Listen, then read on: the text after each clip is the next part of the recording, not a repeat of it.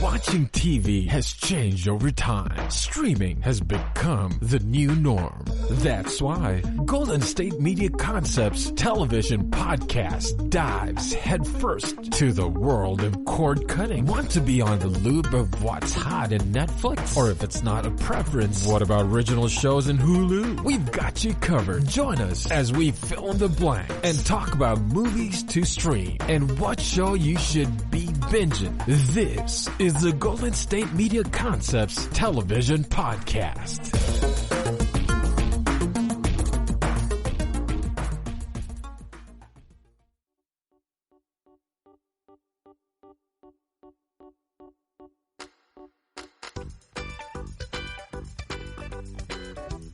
All right.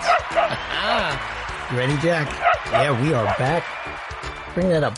Hello and welcome to the GSMC television podcast. We are part of the mighty GSMC podcast network. Now you're tired of debating science with knuckleheads on Facebook host Howard Fletcher. And I'm joined as always by my trusted engineer, Jack the Black Pug. And we are positively honored and thrilled and excited to be here with you once again. If you're new to the show, I'd like to give you a very warm welcome and thank you for giving us a try. Listen, we appreciate that you choose to spend this time with us instead of listening to some other podcast or watching something on Netflix or watching something on YouTube or reading a book or however you would choose to spend your time. Maybe you can listen to me and multitask. That would probably be the best use of your time. But I appreciate if you listen to me exclusively too. It's a lot of pressure, but I think I can hang. We aim to please, so stick around. I'm sure you're going to hear something that you like. We want to keep you coming back. And if you're one of our loyal return listeners, you know how we feel about you. You are truly the reason that I'm here. So let's have some fun. We have another jam-cram-packed show for you today. The Critics' Choice Awards. Well, their winners have been announced, and I'm ready to share those with you. Netflix is teaming up with Ava DuVernay. Again, she's done a couple things with them. She's doing another project. We're going to talk about that. Nick Cannon is going to try to prove me wrong once again, because I always say that that'll never work. What's he doing? No one wants to see that, and I'm always wrong. So he's going to try to do it to me again. I will tell you about that. And I will bring you news as it breaks. I haven't decided on the last segment whether I'm going to recap Perry Mason, which, I don't know, I'm 50-50 there. I'll figure it out. We'll do something good before it's over. I'll figure all that out later. But first, let's get started with some breaking number 7 news. Colin Kaepernick and Ava DuVernay are teaming for a scripted series about the NFL quarterback's high school years at Netflix. Many trades that I read reported this yesterday. This was big news yesterday. Now, I don't know anything about Colin Kaepernick's high school years. I'd be interesting. It's going to be, I guess, interesting. I'm curious to see what it is about his high school years that is so different than other athletes' high school years. Well, I'm sure that he was probably an outstanding football player, but that's not a new story, but we'll see. The 6-episode series is currently titled Colin in Black and White. They didn't have to think that long for that one. It will provide a look at Kaepernick's early life as a black child growing up with a white adopted family and his journey to become a great quarterback while defining his identity. The series will also explore what led him to become a civil rights advocate. Let's get to the quote. Quote, "Too often, we see race and black stories portrayed through a white lens," said Kaepernick. "We seek to give new perspective to the differing realities that black people face. We explore the racial conflicts I faced as an adopted black man in a white community during my high school years. It's an honor to bring these stories to life in collaboration with Ava for the world to see." End quote. The series was originally conceived in 2019 and completed writing in May. Kaepernick will serve as narrator in addition to executive producing. DuVernay will also executive produce. Michael Starbury serves as writer and executive producer. The series reunites DuVernay and Starbury, who previously collaborated on the critically acclaimed Netflix limited series When They See Us.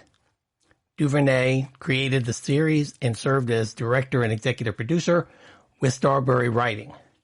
Now, that was the dramatization of the trial of the Central Park Five, which I still need to see. I said on this program, because it won a Peabody Award as well. And when I announced the Peabody Awards on here, I confessed to the fact that I hadn't watched it because at that point in time, I just knew I'd feel bad watching it. And as I've said before, I didn't want to get angry watching television at that time. So I will see it because it was well received, and I'm sure this project will probably be done well. Now, that show, When They See Us, went on to receive 16 Emmy nominations, including one for Best Writing for a Limited Series, as well as the Peabody, as I mentioned. Now, the pair, DuVernay and Starbury, also is currently working on an HBO movie called The Battle of Versailles, and I'm not sure what that is about. Here's what DuVernay has to say about it. With his act of protest, Colin Kaepernick ignited a national conversation about race and justice with far-reaching consequences for football, culture, and for him personally, DuVernay said. Colin's story has much to say about identity, sports, and the enduring spirit of protest and resilience. I couldn't be happier to tell this story with the team at Netflix, end quote. Kaepernick played 6 seasons for the NFL San Francisco 49ers, setting multiple records and receiving numerous accolades. In 2016, he received worldwide attention when he began kneeling during the national anthem before games in protest of police brutality and systematic racism in America.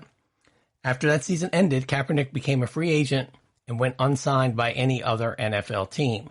He filed a lawsuit against the league, claiming they were working against him to keep him from playing. Kaepernick and the league reached a settlement in 2019, the terms of which were not disclosed. He remains a free agent to this day. Quote, "We are proud to bring Colin's experience and his creative vision to life as he joins Ava to share his powerful story and message with all our members around the world," said Cindy Holland, Vice President of Original Content for Netflix. "It is an unparalleled union of 2 strong and defining voices coming together to tell the story about what it's like to be black in America," end quote. This is now the 4th Netflix project Ava DuVernay has set up. In addition to Colin in Black and White and When They See Us, DuVernay previously directed, produced, and co-wrote the documentary 13th for the streamers about the 13th Amendment, which abolished slavery, for those of you who don't know. It examined racial inequality in America's prison system and mass incarceration. It received an Oscar nomination for Best Documentary Feature in 2017. She is currently working on another documentary for the streamer about Nipsey Hussle. Her other TV projects include Queen Sugar, which my sister watches, and Cherish the Day. Those are on the OWN network, the Oprah Winfrey Network, and directing the pilot for the drama DMZ on HBO Max. When I saw this story, I wanted to cover it for several reasons. One, primarily, probably unlike what many people may assume, it's because Ava DuVernay. She, I guess, came to national prominence when she was nominated for an Oscar for Best Director for directing Selma, which was a movie about the Selma March in the during the Civil Rights era. And she's done a lot of, she's had several successful projects, and she's made herself a force. She's become a force as a director, as a black female director in Hollywood. So I'm very much, I admire her talent and her tenacity a lot. I mean, I think she's a really great talent, and it's good to see that she is getting projects in which she can sink her teeth into and really bring something to the table. This is one, Colin in Black and White, that I really want to see. Those of you who listen to this podcast know that I am black, because I mention it all the time. I guess probably too much for some listeners. And I happen to be, since you can't see me on here, I happen to be very light-skinned person who grew up in the suburbs and went to a predominantly white high school. My high school was much like you'd see, even though I grew up in Maryland and not in Texas, like the Friday Night Lights high school or, Richie Cunningham and Happy Days. That was the type of high school I went to in suburban Maryland and Montgomery County, Maryland. And so it was very different going there than some of the experiences that, say, some of my friends who lived in D.C. had going to public schools. And I mentioned my complexion and how I look because there are some people who, not when I was young. Now, when I was young, I had a little afro. Now, because I shaved my head, because some of that afro is no longer there anymore, my look tends to, sometimes people ask me what my ethnicity is, which is, it really grates on me. So I wondered how they were going to pick this Colin Kaepernick thing, while Kaepernick, obviously, he still very much has his afro, and I don't know how he used to wear his hair when he was in high school. And I doubt he had all those tats he has when he was in high school. But you do get treated. My experience was that I got treated differently. Number one, because I was different, because I was not like the majority of the school, but I also got treated differently from my black peers as well. Not necessarily in a negative way, but there was like a middle road. And I'm wondering if they're going to tread that path with Colin Kaepernick. And they're going to show that experience, because that, I think, is the true racial story that needs to be told. And maybe that's why it's called In Black and White. I wonder if Colin had some different treatment, not only from white children, but from some of his black schoolmates. And so it'd be interesting. And I'm hoping that that's what we see, because if this is a story, if we're going to see the story of the athlete who goes to a predominantly white school and is treated differently because he is black, that's the story that many of us have seen already. Either you pay attention to it or you don't, but it's not a new story. What makes this story different is that this individual, Colin Kaepernick, is not only a real person, but it's somebody who became a internationally known person. He became very famous because he took this political stance. But I'm hoping that that's not all that we're standing on when they make this movie, when they write this script. I hope we're not going to say Colin Kaepernick was discriminated against in high school or treated badly in high school, therefore he's taking a knee. I trust that it is going to be deeper than that. I trust that it is deeper than that. Full disclosure, I don't know Colin Kaepernick, but we are in the same fraternity, college fraternity. It didn't go to the same college, but we both belong to the same fraternity. And I admire the brother a lot. I do. That is why it gave me pause when I saw they were going to focus on his high school years. And I really am going to be very interested to see what it is that makes his high school experience worth filming, because I think his adult experience, his most recent experience as a professional football player, when he was speaking out about racial inequity and police brutality, the most interesting part of his life. And I think it would help, because there are still people, including the President of the United States, who either they truly misunderstand or they intentionally mischaracterize what it is he was protesting, and that he was not disrespecting the flag or the country or servicemen, and it was something completely different. And so that is why I thought it would be good to tell this story in another venue. Although, like most things, I think that people who are dead set against Colin Kaepernick, do not like him, don't like the Black Lives Matter movement, don't like the things that they have projected onto his protest that aren't accurate, they probably won't even watch this movie. And because on Netflix, all television is voluntary to a certain extent, but you have to first belong to Netflix, then you have to choose the movie in order to see it. You have to go through a lot of steps in order to watch this movie. It's easy to avoid if you don't want to watch it. So let's hope that it's a very good, well-written series, number one. I know that it's going to be well-produced and directed because Ava DuVernay is very good at what she does. I just hope, I really do, that it's well written, because it's going to do them a disservice. It's going to do the whole thing a disservice if it's not. I'm highly confident it is. I'm looking forward to it. And when it comes around, I'm sure I'll talk about it more on this podcast. I look forward to it. Next, I am going to go over the Critics' Choice Awards for 2020. Netflix happened to dominate this year's awards, and we will talk about those shows, and I will review who won. Some of the nominees, don't have time to go over the whole thing, and those I've not heard of, and I hope that you all will fill in the blanks for me when we come back. Go get something to drink, some refreshments. We're going to pay some bills. Be back in a little while. Don't go away.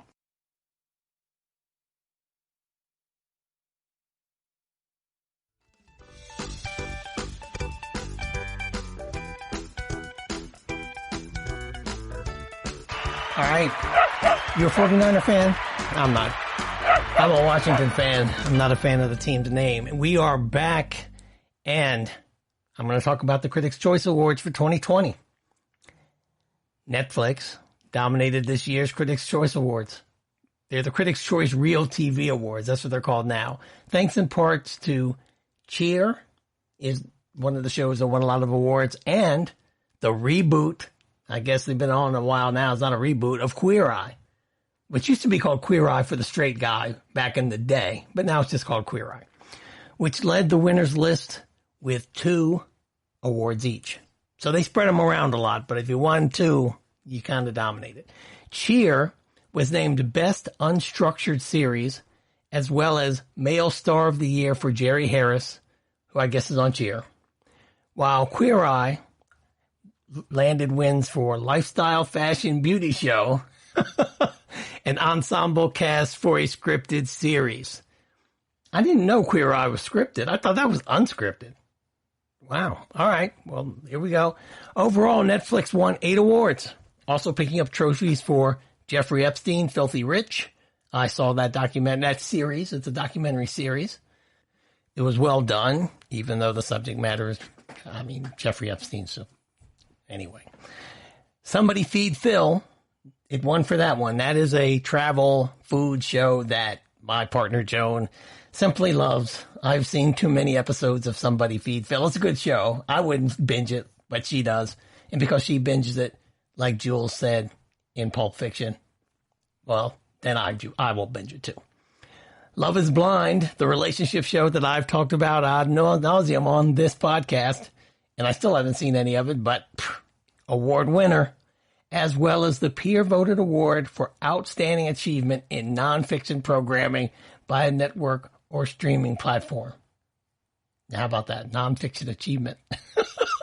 Other networks with multiple wins were ABC and Bravo, with 2 each. Survivor host and executive producer Jeff Probst was awarded this year's Critics' Choice Real TV Impact Award for, quote, his ongoing contributions to the unscripted television industry. Well, I'm sure that's well-deserved because, Survivor, I remember, now I'm old enough to remember, when Survivor first came on television, and Survivor, if I'm not mistaken, is a reboot or a remake or an adaptation of a Japanese game show.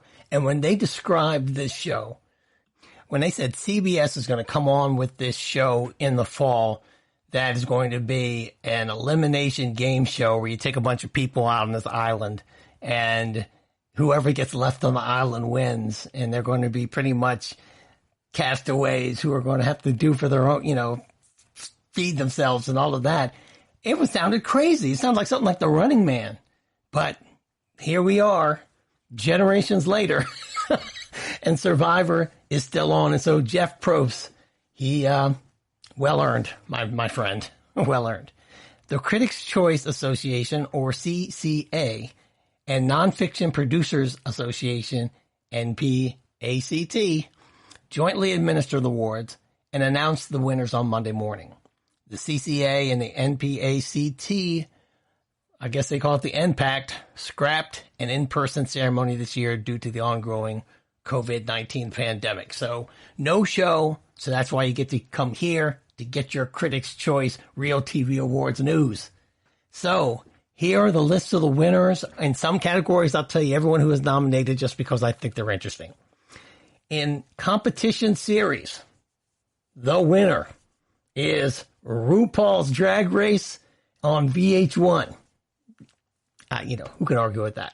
Now, these are the other shows that were nominated. Lego Masters on Fox. Never watched the show. Sounds interesting, though. Making It on NBC.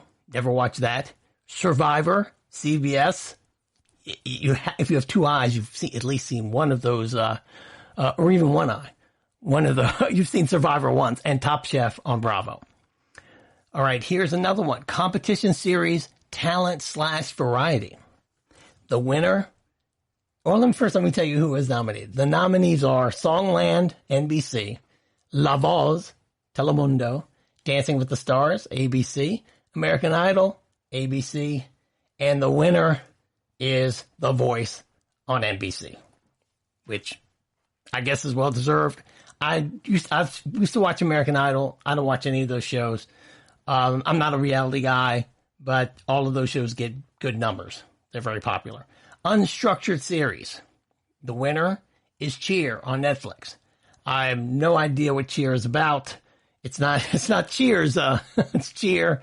And I have a lot of friends who watch Cheer. They say I should watch it. I've obviously not even investigated it.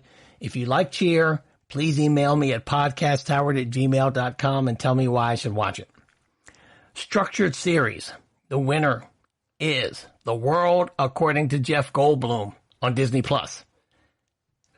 Like Jeff Goldblum, don't have Disney+, have never seen the show, but it won. Best Business Show. Winner, Shark Tank, ABC. Don't watch Shark Tank. I like the shows that I've seen. I just don't, that's not my thing, but it got some interesting ideas on there. I have to give you that. Sports show. Well, I'm not going to read the nominees. The winner, and I don't see how anyone could have beaten this one. It was the Jordan documentary, The Last Dance on ESPN. I think that one just knocked everyone out the box. It was well done. It's called a documentary is overstating it. It was a show because Jordan produced it. So even though it did say some edgy things about Jordan, it wasn't like cutting edge documentary where they told you something that Jordan didn't want to have out there. So it was good though. Riveting TV. Crime and Justice series. The winner, I mentioned it earlier, Jeffrey Epstein, Filthy Rich on Netflix. Here are the other ones that were nominated. I'm going to give you those. Atlanta Missing and Murdered, The Lost Children on HBO. I saw that. That was very good. I like that actually better than Jeffrey Epstein, but both of them were good. The Innocence Files. Also a Netflix one. Did not watch that. The Pharmacist. Netflix. Didn't watch that. Trial by Media. I saw a few of those. Netflix. That one was kind of Dateline-ish. That was not that good. And finally, Netflix. Out of the 6 nominees, Netflix had 5 of them. The Trials of Gabriel Fernandez. Did not watch that one. But I'll tell you what. For the longest time, Netflix was trying to get me to watch this documentary series. They kept on. Every time I logged on, it would come up. Trials of Gabriel Fernandez. Like, I needed to watch it. And it's about some sort of kid that got killed brutally. I didn't want to watch it, but Netflix thought I did. Anyway, it was good enough to get nominated. Ongoing documentary series. The winner, Frontline PBS. Well-deserved. Frontline. I've mentioned it on the show before. Whenever you mention a Frontline documentary, you know what kind of product you're going to get. It's going to be good. Limited documentary series. The winner, Hillary on Hulu. I would imagine it's about Hillary Clinton. I did not watch it. It won, though. Probably was good. Short form series. Carpool Karaoke, the series. That's on Apple TV. I have a good friend who loves Carpool Karaoke. She loves anything karaoke. She likes flash mobs and karaoke. That if her life was a musical, she would be the happiest soul. That, you know, if she was just walking down the street and somebody, like she asked them a question and they broke out in song, she would probably, I don't know, stroke out or something. Here are the other nominees in that category. The Comeback Kids, that's on the Dodo. Don't know what that is. Creating Saturday Night Live, that was a short form series on NBC. Didn't see that. The Daily Show with Trevor Noah, Between the Scenes on Comedy Central. The Impossible Row on Discovery. And Wild Black with MK Asante on the Snap Channel. A channel, a network that I have never, ever watched. Best Live Show, Chasing the Cure on TNT is your winner. The Best Interactive Show, Watch What Happens with Andy Cohen. That's a Bravo show. Best Culinary Show. Now, here's a tie. This is your tie. I'll tell you all the nominees. First, let me tell you the nominees. The nominees that did not win. Ugly Delicious on Netflix. Tournament of Champions on the Food Network. Nailed It on Netflix. And your winners in a tie are Chopped on the Food Network and Top Chef on Bravo. My question is, where was the Great British Bake Show? That should have been on there. Don't know why it wasn't. Best Game Show winner, Jeopardy. It's the greatest of all time. I watched the greatest of all time. I didn't think that was so great. I like Jeopardy. Jeopardy should win all the time. Best Travel and Adventure Series winner is Somebody Feed Phil, the Netflix series that Joan loves and I watch. Animal Nature Show winner, 7 Worlds, 1 Planet. That's on BBC America. A fantastic channel. Surprised they don't have any more shows that are nominated other than here. The Great British Baking Show is on BBC America, though. Should have been nominated. Lifestyle, Fashion, and Beauty Show. Here are your nominees. Project Runway on Bravo. Next in Fashion, a Netflix show. Making the Cut on Amazon. The Goop Lab, Netflix. And your winner is Queer Eye on Netflix. Relationship Show. Got to read these nominees. Nominees are Couples Therapy on Showtime. Black Love on the OWN channel. Woo! Are You the One on MTV. And 90 Day Fiancé on TLC. And your winner and still champion is Love is Blind on Netflix. The Lifestyle Home Garden Show. I didn't even know there were enough shows like this for a category. But Lifestyle Home Garden Show. Your winner is A Very Brady Renovation on HGTV. Jesus. Okay. Ensemble Cast on an unscripted series. Winner, Queer Eye. See, and here it says unscripted. In the blurb above, it said scripted. That makes sense. Ensemble Cast in an unscripted series is Queer Eye. Have to talk to my secretary about that. Female Star of the Year. Winner, Dr. Sandra Lee of Dr. Pimple Popper on TLC. Now, that is a show that some people say, oh, you should watch that show. I had not watched that show, but Dr. Sandra Lee won Female Star of the Year, so I may have to just tune in to see what it's all about, because I don't get it. Male Star of the Year is Jerry Harris of the show Cheer on Netflix that I've not watched, so that's another reason to maybe see what all the hoopla's about. So Dr. Pimple Popper and Cheer are on my watch list. Q. Show Host of the Year. Guess who? Alex Trebek of Jeopardy, CBS Television Distribution. Kudos to Alex. Hope you stick around for many years to come. Outstanding achievement in nonfiction programming by a network or streaming platform.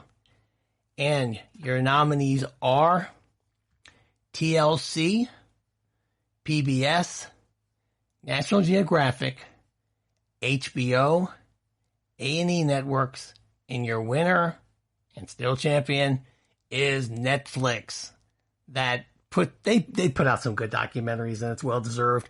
HBO gives them a good competition for that. I have to believe that this was between HBO and Netflix. But yeah, Netflix well deserved. And finally, outstanding achievement in nonfiction production. Your winner, and you're going to have to explain this to me, folks. Your winner is Raw TV. I have never watched Raw TV. I don't know what Raw TV is. I don't know what channel it's on. I don't even know how to tune into it. But it obviously is the critics' choice. And I don't know what is on Raw TV. None of the shows, now granted, I didn't read all of the nominees. All right?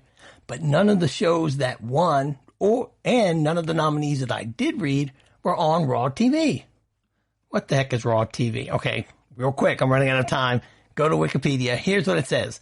Raw TV is a British television production company based in London, producing documentaries and scripted television shows, including Gold Rush, Banged Up Abroad, Shackleton, Death or Glory, and 3 Identical Strangers. Now, I've heard of Gold Rush, but that's about it. And I've never, ever, ever heard of Raw TV. But they're putting out stuff that the critics love because they won the Critics' Choice Real TV Awards. So, congratulations, Raw TV. I have to see what Banged Up Abroad is all about.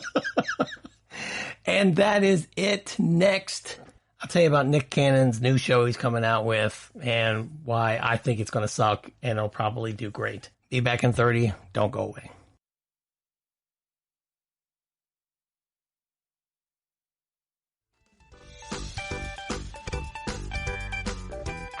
All right.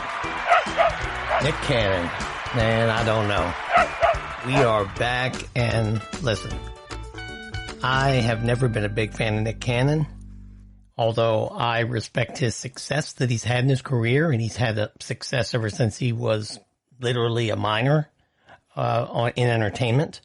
And he's done some very good charitable things in the community. So I don't say I'm not a fan of Nick Cannon character-wise. In fact, I've never met him, don't know him, and he seems to be a decent guy. I just am not a fan. You know, he just is not somebody that's attractive to me in the things that he does. But that's not unusual for a lot of things out there. And he obviously has his finger on the pulse of things that are marketable because he's everywhere. And, you know, kudos. But here's another idea. Here's another thing that Cannon's going to do on E, among other shows I'm going to talk about that are going to be on E, the E channel, that if it was pitched to me, and I've already stated my bias against Nick Cannon, that's on the table. So, but I'll just let, you know, this idea I'm going to discuss, I'm going to tell you about, I would say, no, nobody's going to watch that. That's stupid, which is probably the exact reason it's going to be an overwhelming success. And Nick Cannon is successful, and I'm doing this podcast. But nevertheless, Nick Cannon will lead a group of celebrities giving advice to everyday people on a series on E.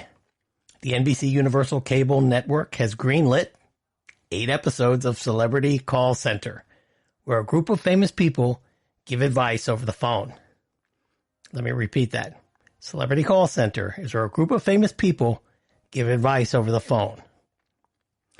E has also ordered a comedic profile series called 10 Things You Didn't Know, and is developing a pair of makeover shows, Glam Squad Showdown, hosted by Nene Leakes and Brad Gorski, and The 7-Year Stitch, hosted by Dr. Terry Dubrow of Botched. I guess that's a botched plastic surgery show, and former Real Housewives Heather Dubrow, which I'm assuming is his wife. Additionally, a new season of Dr. 90210 featuring a group of women plastic surgeons is set to premiere in the fall. E is stacking their lineup. Now, here's the deal. Here's what got pitched. Celebrity Call Center is based on a British format. So it's not exactly original, but it's based on a British format that will give people the chance to receive advice from celebs on fun, lighthearted, and relatable topics including family, relationships, friends, and work.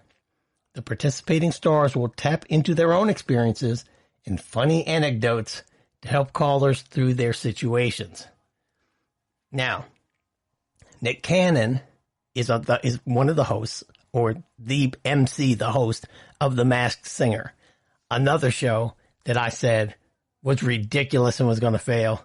And The Masked Singer was in the top 5 last season. So obviously I don't have a good picker in this, but you know, Nick Cannon does, seems to be.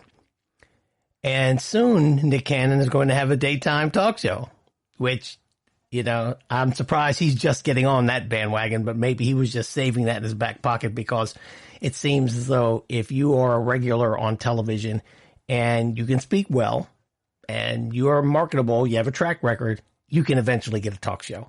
So maybe he just was like holding off on that one. I don't know.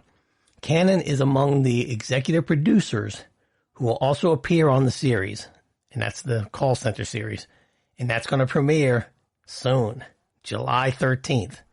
So put that on your DVR on E.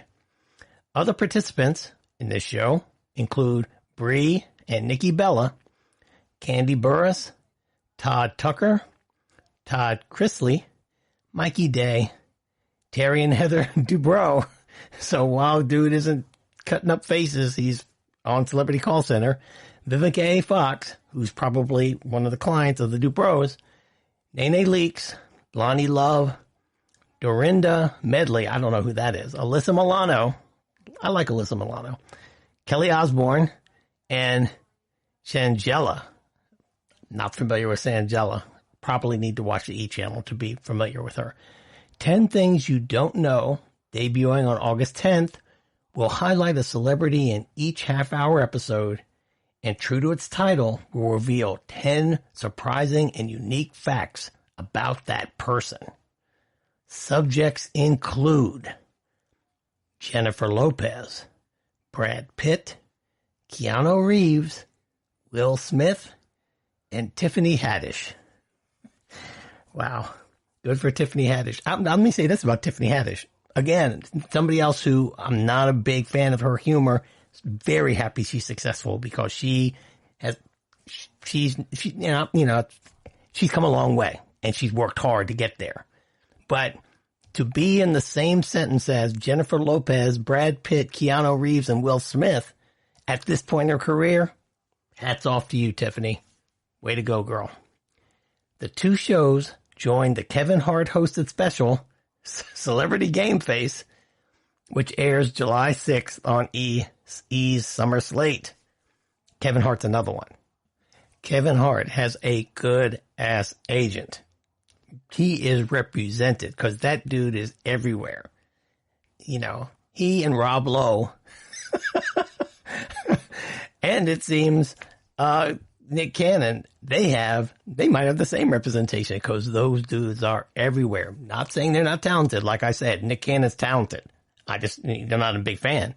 Not a big fan of any of those guys I just mentioned. However, they get jobs. They're working all the time. You cannot avoid them. Now, I mentioned two shows that are in development on E, and let me tell you a little bit about them. The first one is Glam Showdown, and Glam Showdown is hosted by Leaks and Gorski. The competition will feature two celebrity friends or co-stars, because you don't have to be friends to be co-stars, pitting their team of hairstylists, makeup artists, and wardrobe consultants in makeover challenges in which they pull subjects from a studio audience. Wow. What would it be like to have a team of hairstylists, makeup artists, and wardrobe consultants? Howard asks. I have no idea. Anyway, that's Glam Squad Showdown. The 7-year stitch is this. Couples nearing their 7th wedding anniversary get 7 weeks to give their relationships a real and metaphorical facelift via cosmetic surgery, fitness training, and counseling. Heather and Terry Dubrow host and executive produce. So, let's see. They're going to have counseling. I guess the counseling is going to be this.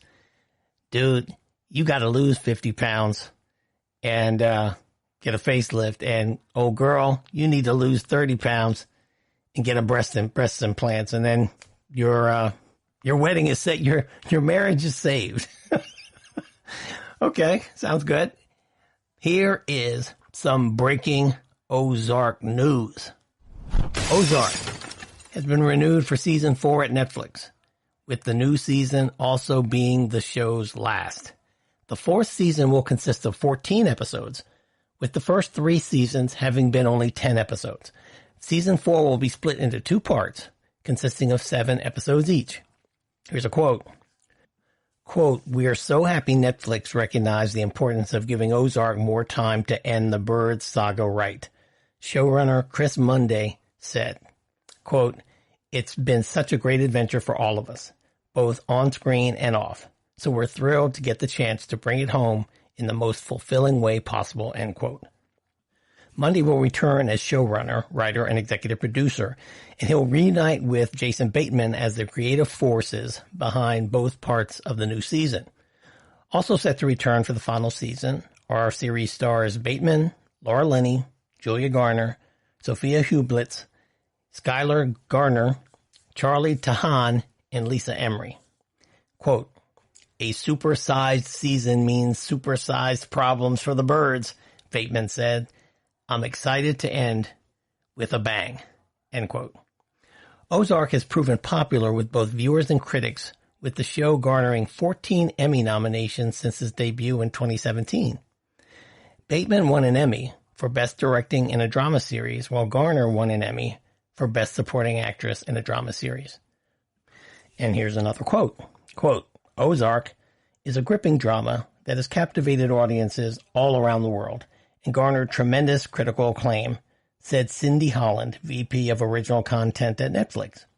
"We're so grateful to Chris, Jason, Laura, Julia, and the entire cast and crew for their tireless dedication to the show and can't wait to see how the Birds' journey comes to a close," end quote. And finally, here's some breaking news about cable news.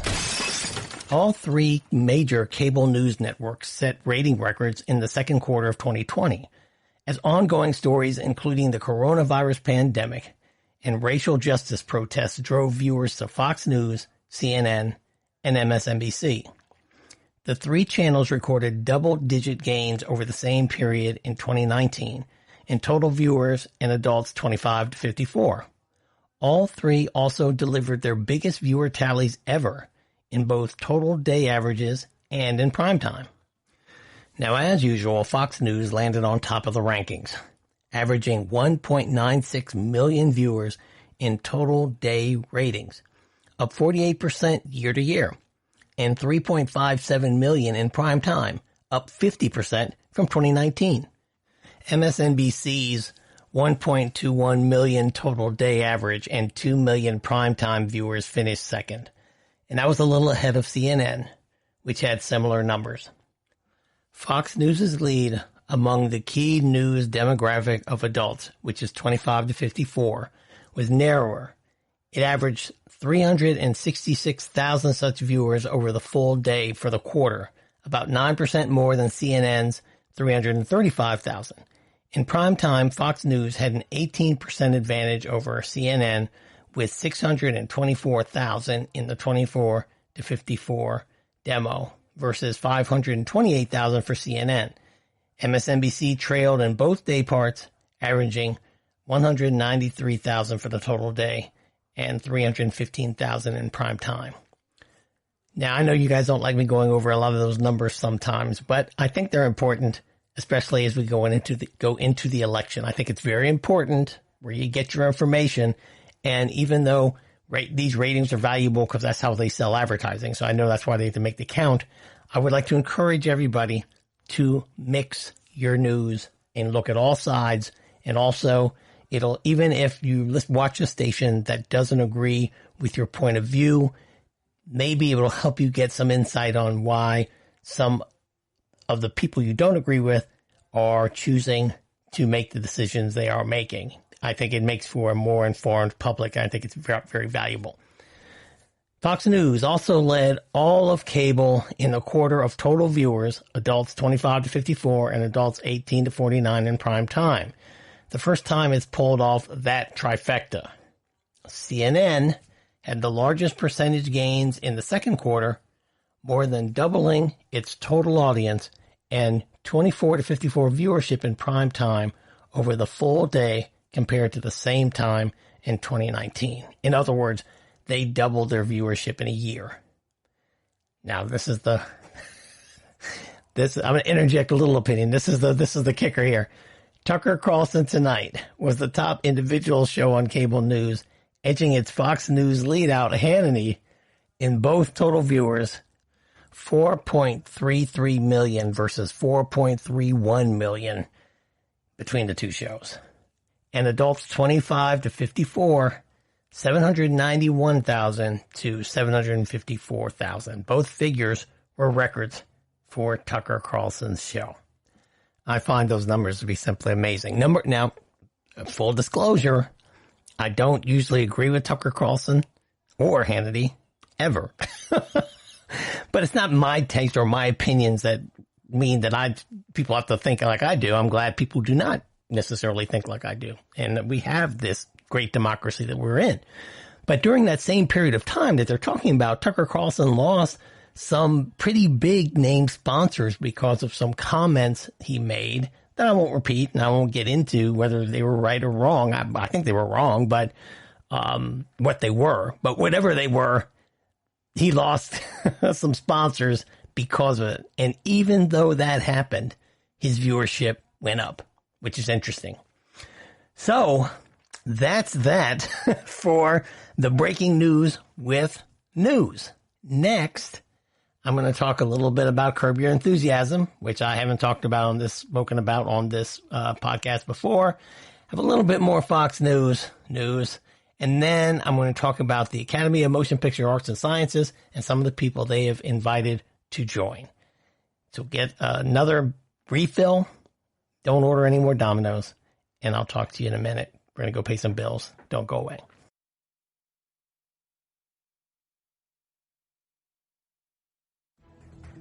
Want to find out what movies to go see? Then check out the GSMC Movie Podcast. It's your ticket to the latest movies, whether it's a new blockbuster event, romantic, comedy, or action flick. This show has got it all covered. They talk some what to go see now. Don't bother. What's hot on Netflix and everything in between. That's GSMCpodcast.com/movie-podcast. When it's all about the movies, it has to be this new show. Don't forget to like them on Facebook and follow them on Twitter. Visit GSMCpodcast.com for more info.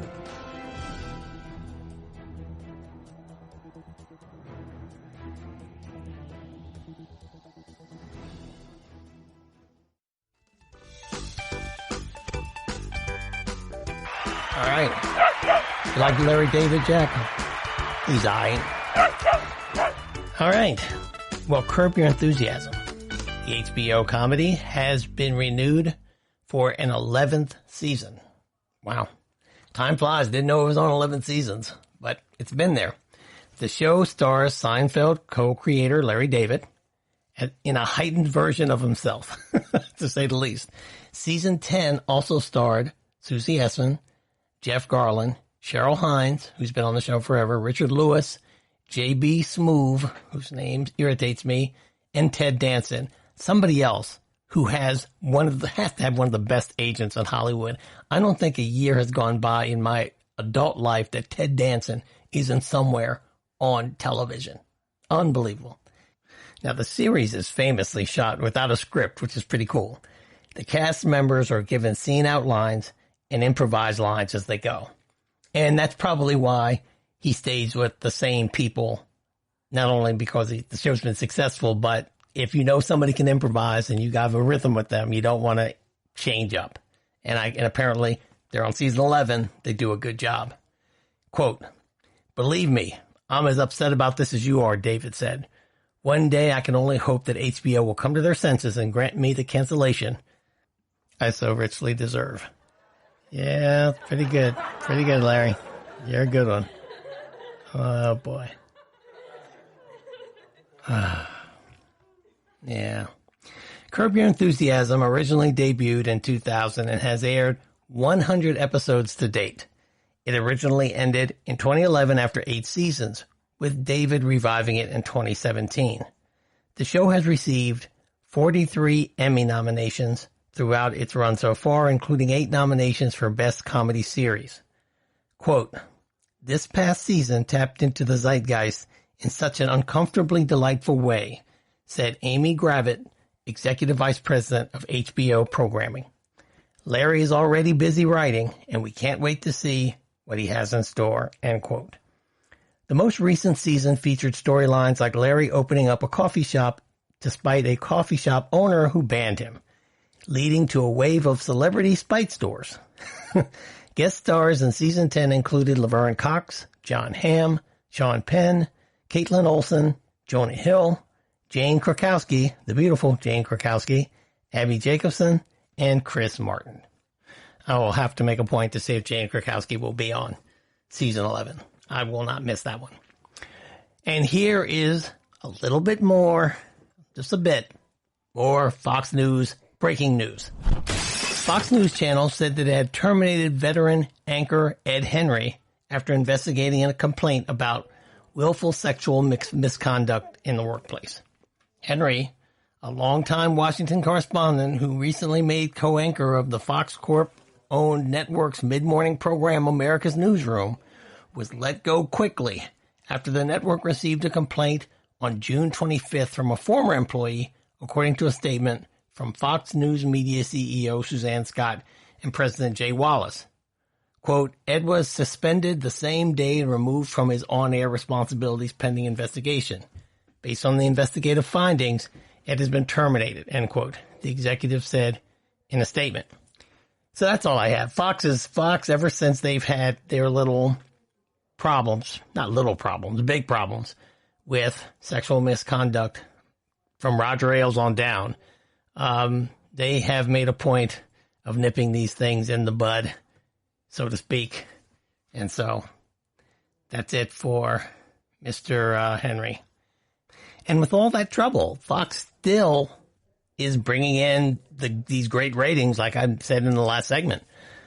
Very just interesting to me. It's just an interesting phenomenon. There's some things in entertainment that don't work that way. You know, like let's just use the Cosby Show as, for example. You know, even though I can mix in a lot of other sociological reasons why they've had such a backlash there, but the Cosby Show basically went out of syndication. It was going to be like MASH or the Dick Van Dyke Show or I Love Lucy. It was going to be one of these shows that just ran until televisions were no longer a thing. And because of his improprieties, that's gone. Now, granted, the allegations were against this one gentleman. It wasn't against Fox News, but since it had such a great a culture of these problems, you know, I would have thought that it would have reflected on the network, and it hasn't. So, you know, kudos to their PR department. That's all I'm saying. You know, it's almost, you know, it's just, they're probably have to do a case study on that too in business school. I went to business school, so they do case studies on things like this. And, you know, they're going to study how Fox, the job they did PR wise to be able to keep their numbers up, because it was actually quite skillful, I guess, what they did. Anyway, here is some breaking Academy Awards news. The Academy of Motion Picture Arts and Sciences has invited 819 artists and executives to join the organization in 2020. In doing so, the Academy continues its work on diversifying its ranks. If all 819 invitees accept their invitations, which would bring its total membership to 9,412, 45% of the new members will be women, and 36% are from underrepresented ethnic racial communities. Internationals make up 49% they are from 68 different countries. Here's a quote. Quote, the Academy is delighted to welcome these distinguished fellow travelers in the motion picture arts and sciences. We have always embraced extraordinary talent that reflects the rich variety of our global film community, and never more so than now, end quote, said Academy President David Rubin in a statement. Now, they, you know, several places where I found this story, they printed the names of the entire 819 people that were invited. Obviously, I don't have time, nor am I inclined to read the 819 names, but I picked a few of them out because I thought it was interesting. I'm glad that they're trying to make it so diverse. I really am. However, I think because of their efforts in trying to do it all at once, they've invited some people who I'm just surprised that they're even in the running, because I don't think they've been around that long. And I thought being a member of the Academy was somewhat it was an honor that you worked up to. So in other words, you just can't make a movie and because you happen to fulfill a particular demographic, you just jump in, you just get to the Academy. You know what I mean? I thought it had to be, you had to do something a little bit. I don't know what the criteria is. And I guess that's one of the things that they really never defined. And therefore, that's why it was such a maybe underrepresented body, because there was no criteria. And it became like a pretty much an exclusive segregated club. But anyway, here are some of the people, and they listed them in alphabetical order according to their what they did.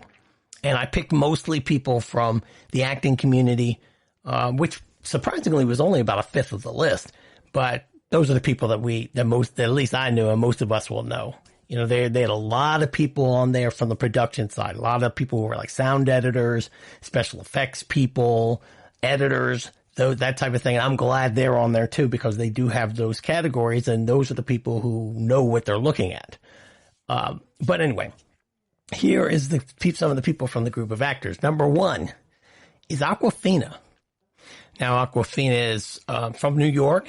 I think her father's Chinese and her mother's Korean, but she's Asian. But she's only been in movies since like 2016. Now, she's been in probably about 10 movies over that period of time. And some of them, she's gotten good reviews for her work. But I just didn't know that you get into the Academy just off the basis of being in 10 movies. But that, and you'll see as I go down the list, that's the way this list is. And I'm glad they are making it more diverse. And listen, I'm not saying that you got to be, I think I could be on the Academy. All right. I think I have a pretty good eye for movies. But like I said, I was under the impression, obviously a false impression, that to be invited to be on the Academy, you had to have a certain body of work behind you. Okay. Zazie Beetz. She was, had been probably about 8 movies, I think. Most recently, Joker and High Flying Bird. She got an invitation to go to be in the Academy. And there's some people on this list that I'm going to say I'm just surprised that they haven't been on the list. Okay, this is the first one. Bobby Cannavale. He's been in a lot of movies. More recently, The Irishman and The Station Agent. But he's also been in a lot of, HBO productions and a lot of different things. I think he's probably about, 50 years old or something. He's been acting ever since he's been in his early 20s. But he was never in the Academy before. That's very surprising. Here's somebody else who just blows me away. Tyne Daly. Tyne Daly, she's in The Ballad of Buster Scruggs. She's in Spider-Man Homecoming. She is most famous as being in Cagney and Lacey. She's more famous as a television star. I will give her that. But Tyne Daly's been in quite a few movies as well. And I don't know how old she is. I'm not going to look her up on Wikipedia, but I can say I can say confidently that she's over 65. And I'm just surprised that she's not in the Academy. Here's somebody new. Cynthia Erivo. Cynthia Erivo, somebody I've talked about on this podcast before. She's a very talented actress, British actress. She was Harriet in Harriet Tubman, which was controversial to me and many others. In the movie Widows, she's been, in a couple of HBO productions, The Outsider. And apparently, let me tell you this about Cynthia Erivo. She was invited in 2 categories, in the actress category, obviously, but she also apparently did some of the music for Harriet. So she was also invited as a composer, which, kudos to her. Very talented. Hadn't been in a lot of movies, though. Great stage actress as well. Brian Tyree Henry of Atlanta, the Atlanta TV show. He was in If Beale Street Could Talk. He was in Widows. He was in Joker. He was in a couple other movies, but they were, small roles. He's a good actor. I think he's just kind of starting his career. Now he's a member of the Academy. Udo Kier. Now, Udo Kier has been around forever. Udo Kier is 75. He's been in movies. He's German. He's been in movies since 1966. And I don't know why he has never been invited. Maybe he has been invited and he turned them down before. I doubt it. But he's somebody who finally got his break. So that's why I'm saying this is why when I see people like Zazie Beetz on here, and then I see Udo Kier, and I'm like, what's wrong with this picture? Tim McGraw. Why is Tim McGraw on here? He was in Country Strong and The Blind Side. But Tim McGraw? Give me a break. He's a country music singer. What? All right. John David Washington. That's Denzel's son. Been in Black Klansman, Monster Men. He's about to be in Tenet, be the star of Tenet. Excellent actor. It's always good to see when somebody who is the offspring of an actor who could easily be accused of nepotism is talented and he deserves everything he's getting. I think that about John David Washington, and now member of the Academy. And Olivia Wilde, who's been in a lot of things, she's now been invited. Directors. There were two directors. There were probably about 30 on that list, maybe more. But the two directors that jumped out to me was Ari Aster, who is the director of Midsommar and Heredity, who I think is a very talented and promising director. You ask me, those two movies he's accomplished. Same with the next guy, Robert Eggers, The Lighthouse and The Witch, I think are two haunting movies. He's very good. They're very young in their careers, but now they're members of the Academy, or at least been invited to be members of the Academy. And finally, somebody who was invited in the area of music, which I was happy to see his name on the list, Bernie Taupin, who is famously Elton John's lyricist. He did the music for Rocket Man, obviously, and for Brokeback Mountain. And so good for Bernie Taupin. Glad to see he is now somebody who can vote on music, because I think he knows a lot about that. And that's it for this episode of the GSMC Television Podcast. Thank you for listening. We're brought to you by the GSMC Podcast Network. I'd like to ask that you please remember to subscribe to the show and to write a nice review for us, because it helps us to grow, and hopefully you'll be telling the truth. Also, if you could please follow us on Facebook, Twitter, and Instagram, we'd appreciate it. And remember to email me at podcasthoward@gmail.com with any requests for the show. If there are any shows you'd like me to cover, or if you have some feedback for me, please send it to me. I read all email on the show. Listen, I know we're in some strange and very trying and challenging times right now. We can all pull through this together, but we need to do a few things for each other. So please, we're in a worldwide pandemic, so remember to wash your hands often. Limit your close and personal interaction with people if it's possible, if you can, but always wear a mask when you go out of the house and when you're in close quarters. Please do that for us. I want you to have a safe and fun weekend. Until we meet again, please stream with care. Jack and I love you guys, and be kind to one another. See you next time. Bye-bye.